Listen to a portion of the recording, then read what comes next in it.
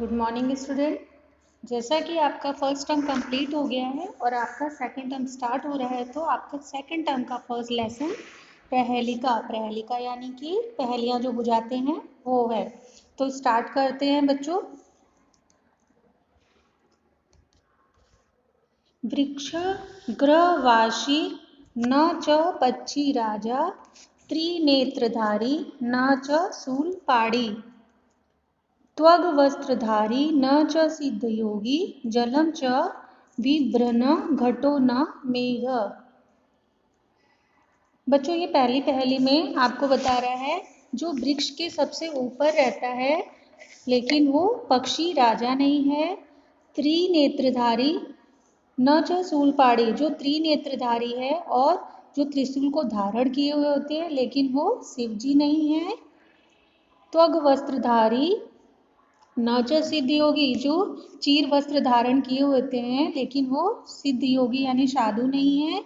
जलम च विप्रहन घटा, और जो जल से भरा हुआ होता है लेकिन वो बादल नहीं है, मेघ नहीं है। तो बच्चों इसका आंसर क्या होगा? नारिकेला यानी कि नारियल। ठीक है, नारियल क्या होता है? पेड़ के सबसे ऊपर छोर पे होता है। ठीक है, तो इसके लिए इसका आंसर है नारिकेल। नेक्स्ट है नर नारी समुत्पन्ना, स स्त्री देह विवर्जिता, अमुखी कुरुते शब्दम जात मात्रा विनश्यति। सेकंड प्रहेलिका है नर नारी, वो स्त्री जो नर और नारी से उत्पन्न हुई है लेकिन उस देह विवर्जिता, और उसके देह विवर्जिता यानी कि जो स्त्री नर और नारी से उत्पन्न हुई है और देह विवर्जिता यानी कि उसका देह नहीं है, शरीर नहीं है। अमुखी कुरुते शब्दम, और जिसका मुख नहीं है और वो बोल बोल करती रहती है। ठीक है, और क्या होता है? जात मात्रा विनश्यति, और जिस नर नारी से वो जन्म लेती उत्पन्न होती है और उसी के साथ वो नष्ट हो जाती है।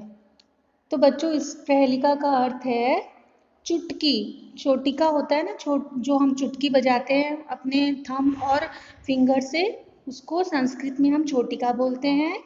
तो वो हमारे शरीर के अंग के अंदर ही होता है लेकिन उसमें मुख नहीं होता है, लेकिन फिर भी जब हम थंब को, अंगूठे को और फिंगर को टच करके जब चुटकियाँ बजाते हैं तो उसमें से आवाज़ आती है। नेक्स्ट है कृष्णमुखी न च मर्जारी, द्विजीवः न च सर्पाणी, पंचभत्री न पंचाली, यो जानाति च स पंडित। कृष्णमुखी यानी काले मुख वाली है, लेकिन कौन है वो? बिलाड़ी यानी कि बिल्ली नहीं है। द्विजीवा है लेकिन वो सर्प नहीं है, सांप नहीं है। पंचभत्री यानी कि 5 पत्तियों वाली है लेकिन वो द्रौपदी नहीं है। सब कुछ जानता है लेकिन वो पंडित नहीं है। तो बच्चों इसका आंसर होगा, क्या होगा इसका आंसर? लेखनी। लेखनी मीन्स की जो पेन होती है लिखने वाली, उसका जो आगे का पॉइंट होता है वो कैसा होता है? स्याही की वजह से काला होता है, और जो उसकी नींव होती है उसमें 2 मुख होते हैं। ठीक है, और उसको हम 5 उंगलियों से पकड़ के लिखते हैं। तो हमारा जो इसका आंसर होगा वो होगा लेखनी। दंतहीना शिलाभक्षी निर्जीवो बहुभाषका, गुणस्यूति समृद्धोष्पी पर पादे गच्छति। इसके बाद 4th नंबर पे है दंतहीना, जो दांत के बिना है लेकिन वो शिलाभक्षी यानी कि पत्थरों को खाता है। निर्जीव है, जिसके अंदर जीव नहीं है लेकिन वो बहुत बोलता है। गुणस्यूतो समृद्धुष्पो पर पादे गच्छति, और क्या होता है उसके अंदर बहुत सारे गुण होते हैं लेकिन वो हमारे पैरों को रस्सी से बांधा हुआ होता है लेकिन फिर भी वो चलता ही चला जाता है। ठीक है, तो बच्चों इसका आंसर होगा पादरक्षा। पादरक्षा यानी कि शूज, जूते। कैसे कि जूतों के दांत नहीं होते हैं लेकिन फिर भी वो कंकड़ पत्थर पर हम चल सकते हैं, उसमें जीव नहीं होता है लेकिन जब हम जूते पहन के चलते हैं तो उसमें से आवाज़ भी आती है। ठीक है, और उसको हम लेस से बांध के रखते हैं पैर को। जूतों को जब हम पहनते हैं तो उसमें लेस बांधते हैं तो भी हम उससे चल सकते हैं। लास्ट है कस्तूरी जायते कस्मात् को हन्ति कारिणाम कुलम की कुर्यात् कातरो युद्धो मृगात् सी पलायनम। कस्तूरी जायते कस्मात्, कस्तूरी कहाँ से मिलता है, और हंती करिणाम कुलम, और जो हमारा एलिफेंट होता है, हाथी होता है, वो कैसे भाग जाए, मतलब कि उस सिंह को देखकर वो क्या करता है, सिंह यानी कि शेर, ठीक है।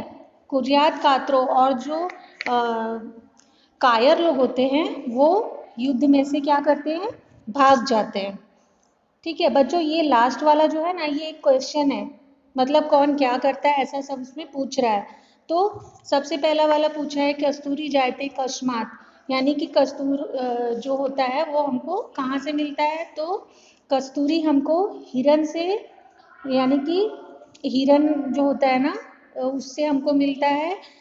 और कुर्यात कातरो युद्धे मृगा सी पलायनम, और जब युद्ध में जो कायर लोग होते हैं वो युद्ध में जब नहीं युद्ध कर पाते और वो जो हमारे युद्ध के सैनिक होते हैं उनसे डर जाते हैं, तो जो कायर लोग होते हैं वो युद्ध छोड़ के वहाँ से भाग जाते हैं।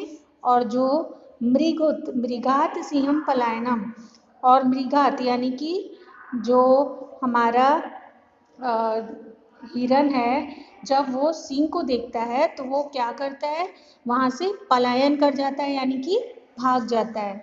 तो बच्चों ये जो लास्ट वाली जो प्रहेलिका है इसके अंदर क्वेश्चन है, और क्वेश्चन को ही समझ के उसका आंसर समझना है। ठीक है, तो ये आपका प्रहेलिका लेसन था जिसके अंदर आपको पहेलियाँ बुझाई गई थी और जिसका आंसर मैंने आपको भी बता दिया है। तो आप इस प्रहेलिका को घर पर फिर से पढ़ोगे। ठीक है, मैं आपका इसका ट्रांसलेशन आपको नेक्स्ट वीडियो में या फिर इसी दिन आपको भेज दूंगी जब आपको ये वीडियो भेजी जाएगी। तो आपको घर पर भी इसको अच्छे से पढ़ लेना है और समझना है। धन्यवाद।